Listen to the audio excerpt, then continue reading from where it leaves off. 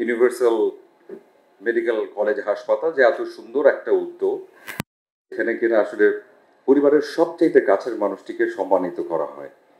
খুব বেশি কিছু বলতে চাই না, কারণ আসলে এটা সত্যি যে বাবা আর মা এমন একটা বিষয়, এই বিষয়ে বেশি কথা বলতে গেলে এমনি থেকে ইমোশনাল হয়ে যাবেন এবং সেটা খুবই স্বাভাবিক। তবে ছোট্ট দুটো বিষয়, কারণ দেখা যায় যে সবচেয়ে কাছের যে মানুষটি তাকে তার জন্য যে অনুভূতি কিংবা তার যে কন্ট্রিবিউশন সেটা আসলে আমরা বলি খুব কম। সেটা একটা বলবার সুযোগ তৈরি হয়েছে, সেজন্যই বলছি। আমার পরিবার কিন্তু আসলে মোটামুটি একটা যোদ্ধা। আব্বা আম্মা, আজকে আব্বাও আছেন ওখানে, এবং দীর্ঘদিন আব্বা দেশের বাইরে ছিলেন।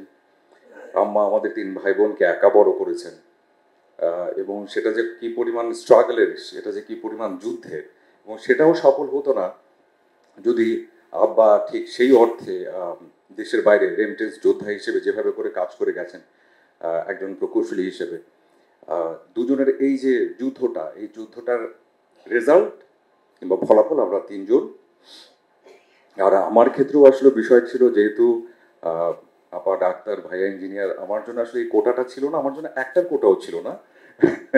এটা আসলে না, সেটা ছিল না, পাইলট কোটা ছিল না আমার জন্য, তখন বরাদ্দ ছিল আইবিএ তে পড়তে হবে। এবং আমি তখন ঢাকা ইউনিভার্সিটির আইবিএ তে চান্স পাইনি, আমি ইকোনমিক্সে ভর্তি হয়েছিলাম, আমার ফেভারিট। এবং এটার পেছনে একটা কথা বলতে হবে যে যখন ইন্টারমিডিয়েটের রেজাল্ট এলো, আব্বা ভীষণ স্টুডিয়াস একজন মানুষ। দেশের বাইরে থাকলেও তিনি প্রতি মুহূর্তে খবর নিতেন যে আমাদের পড়াশোনা কেমন হচ্ছে, এবং সেই অনুযায়ী কিন্তু আসলে আম্মা আমাদেরকে পরিচালিত করতেন।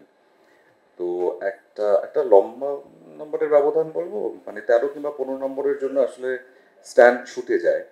তো পরে যখন আব্বা জানতে পারেন হি ইজ দি পার্সন যে আসলে কাজ ছিল, তখন আই ওয়াজ ডিসাইডেড আসলে উনি যেটা চান কিংবা যে সাবজেক্টস উনি আসলে চান আমি পড়ি, আমি সেই সাবজেক্টসেই যাই।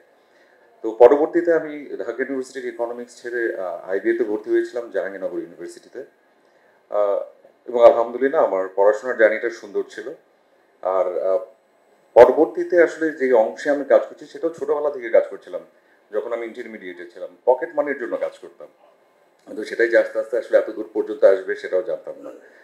কিন্তু এর পিছনে সবচেয়ে বেশি অবদান যে মানুষটার, যে বসে আছেন কানিজ ফাতেমা, আমার মা, স্টিল তিনি একই রকমভাবে আমাকে নার্চার করে যান।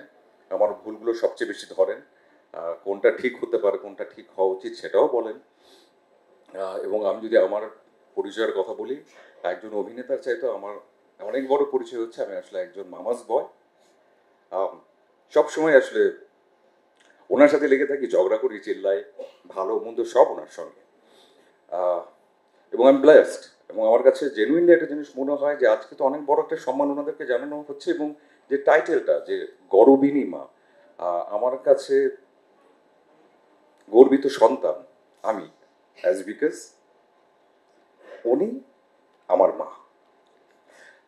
এখানে অনেকে আছে আমরা যে কথাটা আমরা কখনো বলি না, আজকে আমার মনে হয় সুযোগ আছে আমরা বলতে পারি। হয়তো কারো বাবা মা এখানে আছেন, কারো নাই, চলেন বরং বলি আমরা একসঙ্গে আজকে, মা। একবার বলি, চলুন, মা। আমি, জোরে, আমি তোমাকে তোমাকে সবচাইতে বেশি ভালোবাসি। খবরের কাগজ, নিখাদ, নির্ভীক, নিরপেক্ষ।